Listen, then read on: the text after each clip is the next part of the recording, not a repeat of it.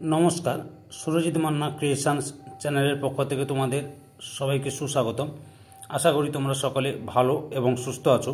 আমি তোমাদের জন্য এই ভিডিওটিতে তুলে ধরছি 2025 সালের ক্লাস 6-এ রায় ও মার্টিন প্রশ্নবিচিত্রা থেকে দ্বিতীয় ইউনিট টেস্ট তথা সেকেন্ড সামেটিভ ইভ্যালুয়েশনের জন্য পরিবেশ ও বিজ্ঞান বিষয় থেকে এক্সের প্রশ্নপত্রের সম্পূর্ণ সমাধান করছি।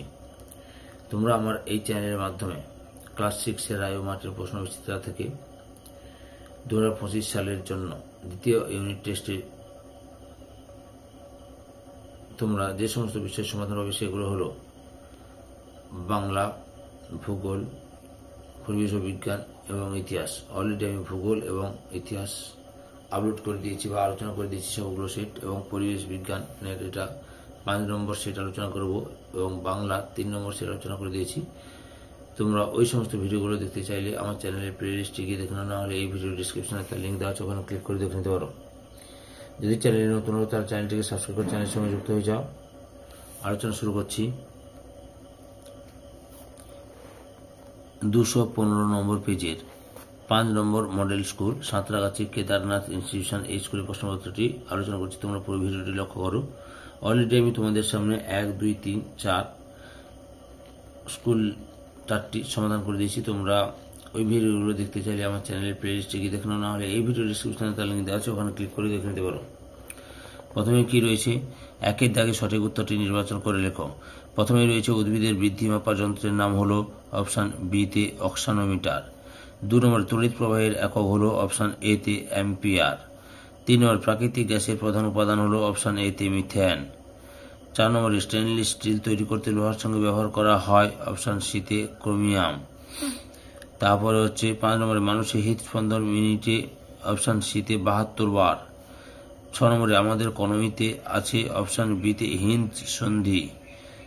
7 নম্বরে এসআইতে ওজনের একক হলো অপশান সিতে নিউটন।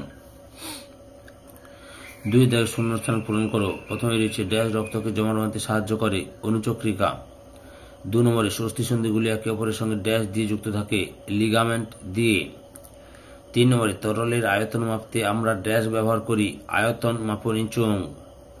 4 নম্বরে দৈর্ঘ্য হলো একটি ড্যাশ রাশি মৌলিক রাশি।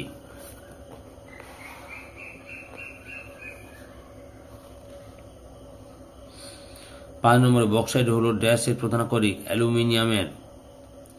6 নম্বরে বেলে পাথর হলো একটি ড্যাশ শিলার উদাহরণ পাললিক শিলার। 7 নম্বরে 10% সূত্রের প্রবক্তা বিজ্ঞানী ড্যাশ লিন্ডেম্যান।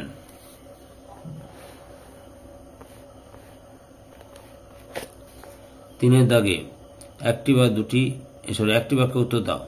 প্রথমে রয়েছে 1 নম্বরে চুনাপাথরের পরিবর্তিত রূপটি কি? মার্বেল। 2 নম্বরে লোহা ছাড়া অন্য একটি চৌম্বক পদার্থের নাম লেখো নিকেল। 3 নম্বরে ফড়িং কোন শ্রেণীর খাদক? প্রাথমিক খাদক বা প্রথম শ্রেণীর খাদক। 4 নম্বরে একটি অনবীকরণযোগ্য শক্তির উদাহরণ দাও। কয়লা। 5 নম্বরে ট্রপিক লেভেল কি?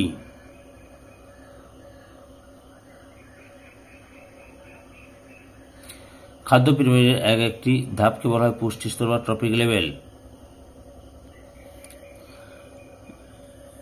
6 নম্বরে ধমনী দিয়ে কি ধরনের রক্ত প্রবাহিত হয়? বিশুদ্ধ রক্ত। 7 নম্বরে ভিটামিন সি এর অভাবে হলে আমাদের শরীরে কি কি সমস্যা দেখা যায়? মাড়ি ফোলা ও ফেটে রক্ত পড়া। 4 নম্বরে যুক্তির সত্য না মিথ্যা লেখো। প্রথমে রয়েছে মানুষের হৃৎপিণ্ডে 5টি কোঠরি থাকে।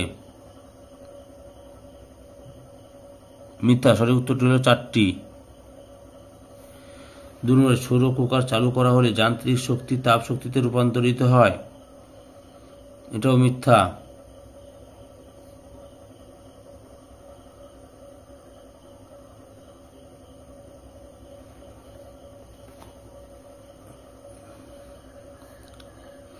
এটা হবে তাপ বা আলোক শক্তি যান্ত্রিক শক্তিতে রূপান্তরিত হয়। 3 নম্বরে উচ্চতা সাধারণত সেন্টিমিটার স্কেলে মাপা হয়। সত্য।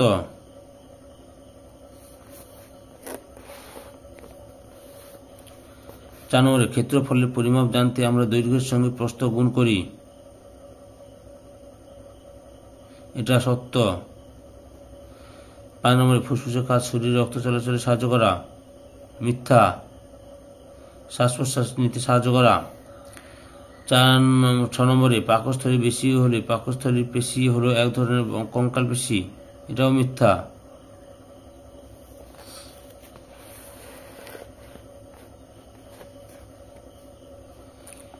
তারপরে বাম স্তম্ভের সঙ্গে ডান স্তম্ভ মিলিয়ে লেখো। প্রথমে রয়েছে লালারস, 1 নম্বরে লালারস, ডিতে লাইসোজাইম, 2 নম্বরে লোহিত রক্তকণিকা, এতে অক্সিজেন, 3 নম্বরে উৎপাদক, ইতে সবুজ উদ্ভিদ, 4 নম্বরে ভর, বিতে তুলাযন্ত্র, 5 নম্বরে পেট্রোলিয়াম, এফে জীবাশ্ম জ্বালানি।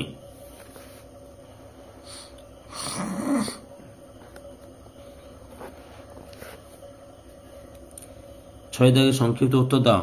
প্রথমে রয়েছে ঝামা পাথরের ছিদ্র দেখা যায় কেন? উত্তরটি লক্ষ্য করে যে উত্তপ্ত ম্যাগমার উপরে ফেনার মতো এখান থেকে শুরু করে গ্রানাইট শিলায় ছিদ্র দেখা যায় না, এত পর্যন্ত লিখবে। 2 নম্বরে সৌরদিন কি? লক্ষ্য করো, দিনের বেলায় যখন জানলা এখান থেকে শুরু করে তাকে এক সৌরদিন বলে, এত পর্যন্ত লিখবে। 3 নম্বরে খাদ্য শৃঙ্খলা সম্পূর্ণ করো। ঘাস, ফড়িং, ব্যাঙ, সাপ, ময়ূর। 4 নম্বরে 2টি শ্বাস পেশির নাম লেখো, মধ্যচ্ছদা ও ইন্টারকস্টাল পেশি।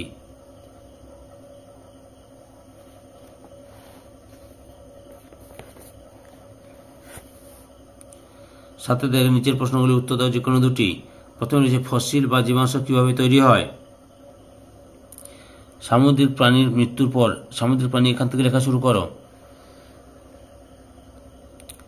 এইসবকে আমরা ফসিল বলি, এত পর্যন্ত লিখবে।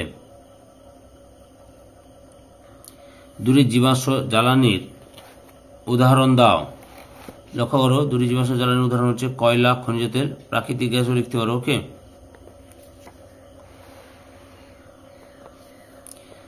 2 নম্বরে ফুসফুসের শিরা দিয়ে কি ধরনের রক্ত প্রবাহিত হয়?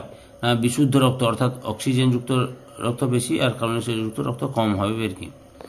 হৃদস্পন্দন বলতে কি বোঝো?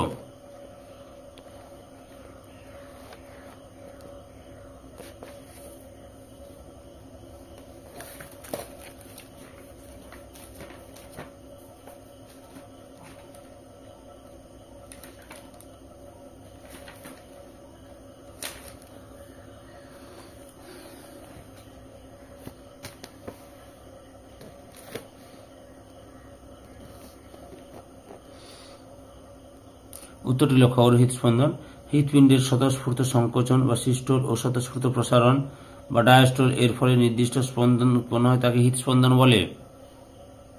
রক্তের কাজ কি? লক্ষ্য করো, রক্তের কাজগুলি হলো এখান থেকে শুরু করবে খাদ্যবস্তু পরিবহন, শ্বাসবায়ুর পরিবহন, হরমোন পরিবহন, দূষিত পদার্থের অপসারণ। এত পর্যন্ত লেখো। পরে অংশটি দেখাচ্ছি। রক্তক্ষরণ নিয়ন্ত্রণ, দেহে তাপ নিয়ন্ত্রণ, রক্ষণাত্মক কাজ এবং প্রোটিন সঞ্চয় ভাণ্ডার কাজ করে, এত পর্যন্ত লিখবে। 3 নম্বরে রয়েছে বাঁধের তলদেশ সবসময় চওড়া করা হয় কেন? এই যে আমরা জানি এখান থেকে শুরু করবে, এত পর্যন্ত লিখবে। তারপরে অংশটি দেখো, আবার এখান থেকে শুরু করো, বা মোটা করা হয়, এত পর্যন্ত লিখবে। পরের প্রশ্ন, দেশলাই কাঠির বারুদের দিকটা বাক্সের গায়ে ঘষলে আগুন জ্বলে ওঠে কেন? দেশলাই বাক্সের দুপাশে বারুদের খড়খড়ে প্রলেপ দেওয়া থাকে, ফলে দেশলাই কাঠির বারুদ ওই জায়গায় ঘষলে উষ্ণতা বেড়ে যায়। ফলে যে উষ্ণতায় বারুদ জ্বলে ওঠে সেই উষ্ণতায় বারুদ পৌঁছে যায়, তাই আগুন জ্বলে ওঠে। ঢাক বাজলে কোন শক্তি কোন শক্তিতে রূপান্তরিত হয়? উত্তর হল যান্ত্রিক শক্তি থেকে শব্দ শক্তি। 4 নম্বরে প্রদত্ত ছবিটি কোন অস্থিসন্ধির বলে তোমার মনে হয়? বল ও শকের সন্ধি। অস্থিসন্ধিটি কোথায় দেখা যায়? কাঁধ ও কোমরে।